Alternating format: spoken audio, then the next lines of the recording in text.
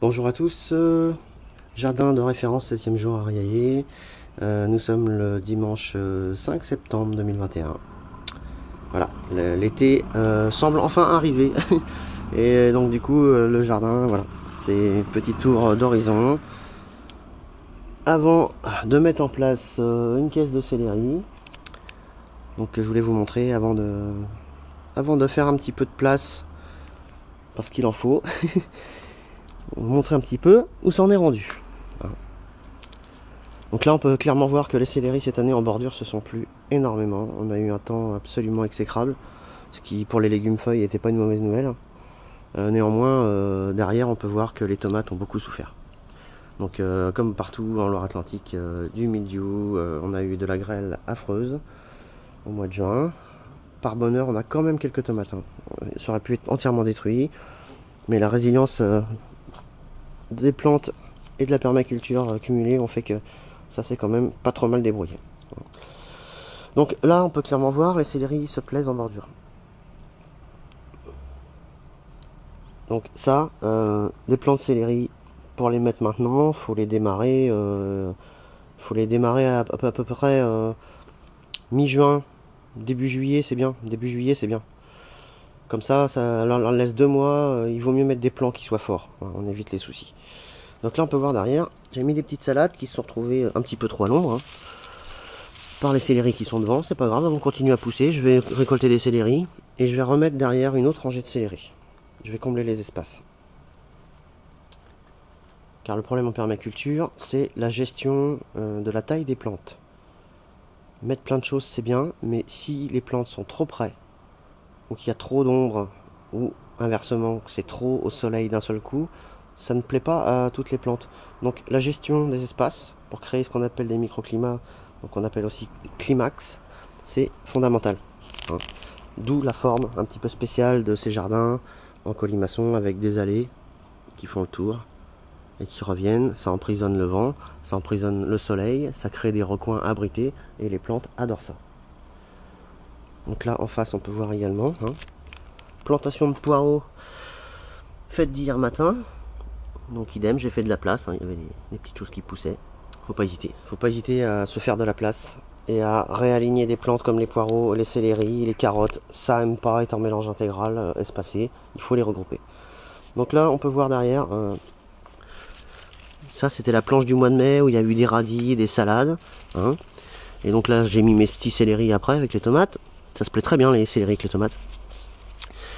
Et entre les deux, j'ai ressemé de la betterave, vu que le mois d'août ressemblait plus à un mois de printemps au niveau du climat, c'était quand même très très frais. Les betteraves, tous les semis sont réussis. Donc on verra bien si elles vont jusqu'au bout, mais faut pas hésiter. Faut pas hésiter à s'adapter au climat. Le calendrier des semis, c'est un guide, mais la météo de l'année fait tout. Et souvent, le bon timing, c'est la base. C'est la base de la réussite d'une plante, d'une culture. Donc là, les tomates, on a quand même des pieds qui sont devenus d'une taille imposante, hein. Mais c'est quand même pas, au niveau récolte, c'est pas terrible. Donc on continue cette planche là, on voit qu'il y a des côtes de bêtes qui sont bien montées, qui vont faire plein de graines et dont je ne vais pas m'occuper. Elles vont se reproduire toutes seules, elles trouveront l'emplacement qui leur est propre et elles pousseront comme ça. Donc là c'est la fin des courgettes, hein. Courgettes, ça aime pas trop la grêle, donc en manger c'était déjà exceptionnel. Courgettes, ça aime pas trop être mélangé avec grand chose, hein. Avec les côtes de bête, ça supporte à peu près. Mais sorti des salades, de la mâche, de quelques choux, bon, c'est pas une plante qui aime trop être mélangée. Ça aime bien être seul, avec un pied dégagé pour que ça respire, ça évite les maladies. Donc des petites salades, un peu de persil, c'est pas trop gênant. Là sur cette planche, on voit qu'il y a quand même beaucoup de choses. Il y a de la mélisse, il y a encore du céleri. Et on a aussi une petite rangée d'artichauts. Petite rangée d'artichauts, explication, c'est les repiquages de plants plus beaux ailleurs dans le jardin. Et ces plants-là, en fait, je les ai repiqués à un endroit où il y a très très peu de terre. Les grosses racines pivots, comme ça, qui descendent et elles fracturent le sol. Du coup, c'est très intéressant pour démarrer la structure d'un sol qui est vraiment très très peu propice à la culture. Ça permet de casser le caillou, de faire s'infiltrer. Et quand les racines meurent, après, ça laisse une zone pour le passage des vers de terre. et pour que les autres racines suivantes viennent s'infiltrer. Donc commencer par des plantes robustes avec des grosses racines. C'est pour défoncer un sol qui est dur, c'est idéal. C'est pas pour rien qu'on met des pois fourragés dans les couverts d'engrais verts mélangés hivernaux dans les champs qui ont une semelle de labour. Ça fracture en profondeur. Là, on a clairement de la consoude qui est magnifique, en pleine fleur. Donc consoude qui sert à faire des préparations pour dynamiser les tomates, les poivrons, les aubergines. Ça améliore En fait, ça permet aux fleurs de donner facilement des fruits sans avorter. Ça contient des substances qui favorisent ça. Donc faut pas hésiter. Cette plante, elle est vraiment très très agréable en permaculture. Elle est facile à enlever, elle fait du mulch très carboné, qui contient un peu de silice et surtout de la potasse. Et des j'ai oublié le nom de cette substance qui est des actinomycètes, ça contient des actinomycètes et ça favorise en gros l'assimilation des nutriments par les autres plantes. Donc c'est très intéressant comme plante. C'est pas gênant, en plus on peut l'enlever facilement. Donc là on revient avec des salsifis mammouth, un autre beau pied de tomate qui est bien situé, qui s'est bien développé malgré tout. On va avoir quand même quelques belles tomates. Tomate Hugo qui est un dérivé de cornu des Andes.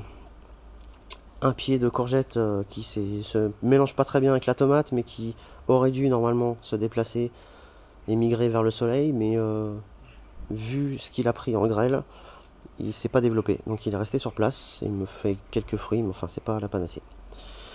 Donc en bordure, reste de betterave, des salades, de la plante à verrues, des fleurs, mélangées sur jour, les fleurs, les plantes sauvages, permanentes, plantes locales, j'insiste, pas des plantes exotiques rapportées, des plantes sauvages du coin, de votre village. Ces plantes-là n'auront jamais de problème. Donc là, on continue avec un petit rang de poireaux. Petit rang de poireaux, les poireaux, les salades, ça va très bien ensemble, il n'y a pas de souci. Les petits semis de betterave qui sont au milieu, petits semis de betterave qui sont en train de se développer gentiment. Et donc là, je sais pas si on voit bien à la caméra, mais on arrive dans un recoin. Tous mes jardins sont structurés avec des allées en cul-de-sac. Là on voit mieux. Allez qui se termine en cul-de-sac. Car ça permet donc de faire des pièges pour le vent, le soleil. Et donc comme ça, on a clairement des recoins favorables à la vie. Pas de vent, pas d'évaporation. Des choses abritées, des plantes qui sont pas stressées. Et ça, tout le monde est content. Au niveau culturel, c'est vraiment quelque chose d'important. Ici, ma zone sauvage, donc qui a bien poussé cette année avec la pluie qu'on a eue, tout s'est développé, le bambou est magnifique, cette espèce d'ajon là, c'est pareil. De la berce sauvage là, cette espèce de grande plante, là, attention c'est très toxique, ça provoque des brûlures cutanées, mais c'est une grande plante locale qui est particulière. On ne retrouve pas cette structure de plante là souvent, donc c'est quand même intéressant d'avoir une diversité à ce niveau là. Asperge qui se plaît maintenant ici.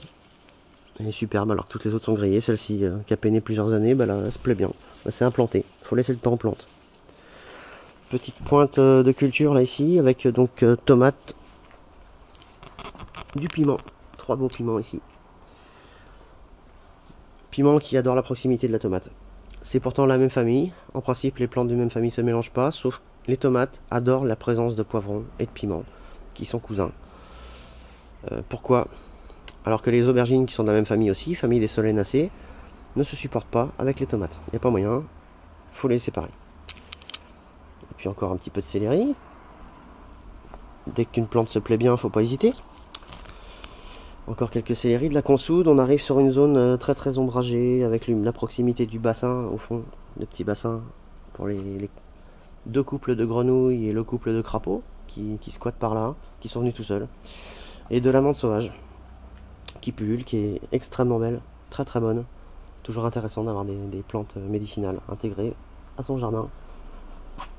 Car la santé, c'est ce qu'on mange. Mais c'est aussi quelques petites plantes magiques comme ça. Quand on a un petit rhume, c'est très agréable de pouvoir se soigner sans ingérer de saloperies chimiques. Donc c'est un équilibre la santé.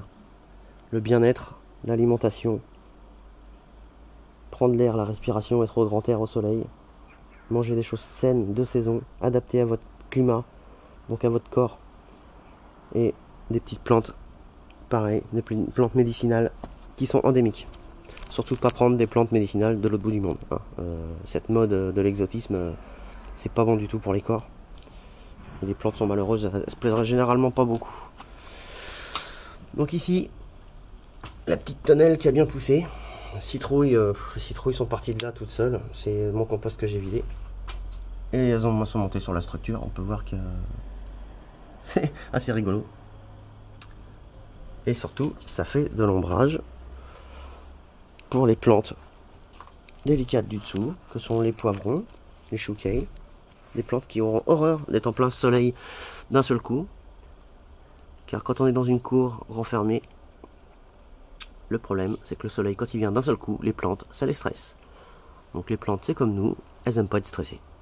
Donc en leur aménageant un espèce de petit parasol comme ça, naturel, on permet à tout le monde d'être tranquille, de limiter l'arrosage, d'éviter le stress pour les plantes, et tout pousse mieux. Les poivrons, j'avais beaucoup de mal cette année, ils ont eu un temps exécrable, mais le fait qu'ils ne soient pas stressés, ils ont quand même réussi à se plaire. Ils ont eu toujours une certaine douceur, pas de stress, et du coup bah, ça pousse mieux qu'avant. Alors qu'on a vraiment une année historiquement catastrophique.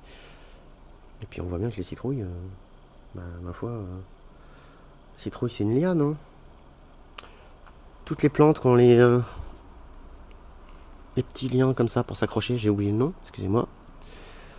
C'est pas des stolons, mais voilà, c'est comme les concombres. Tout ce qui a des petits liens comme ça pour s'accrocher, c'est des plantes qui cherchent à grimper. Donc quand on n'a pas beaucoup de place, on fait des structures, on fait grimper. Et du coup, on gagne énormément à tous les points de vue. On crée de l'ombrage, on gagne de la place, on gagne de la récolte. En plus c'est joli, ça attire énormément d'insectes, les grosses fleurs comme ça, donc c'est parfait. Donc là on peut voir un autre exemple hein, de la petite allée confinée, un petit peu intime si je peux dire. Donc là, pareil, on voit très bien les céleris dès qu'ils sont en bordure. Ça aime bien être regroupé. Et vraiment, ils sont splendides. Céleri vert, branche de henne, ils sont succulents. Ils poussent très bien, alors que c'est une cour difficile pour ce genre de plantes. Mais ma foi, on y arrive. Tenir compte des plantes. C'est comme pour les enfants. Quand on tient compte d'eux et qu'on les met dans de bonnes conditions, ils s'épanouissent. Donc voilà le petit tour du jardin. Fin septembre. Avec le figuier qui en peut plus, qui est immense. Qui coupe énormément le vent dans cette cour où le vent tournoie. Ça coupe énormément le vent. Ça crée de l'ombrage aussi un petit peu. Ça apporte énormément de matière organique à l'automne.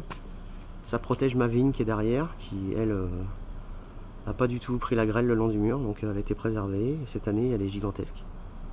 Le pêcher dans le coin aussi là-bas, qui est un endroit stratégique pour empêcher que le soleil plein sud cogne sur le mur et grille tout ce qui est devant. Ça apporte un petit peu de fraîcheur et beaucoup de matière organique aussi, c'est important. Ramener de la matière organique.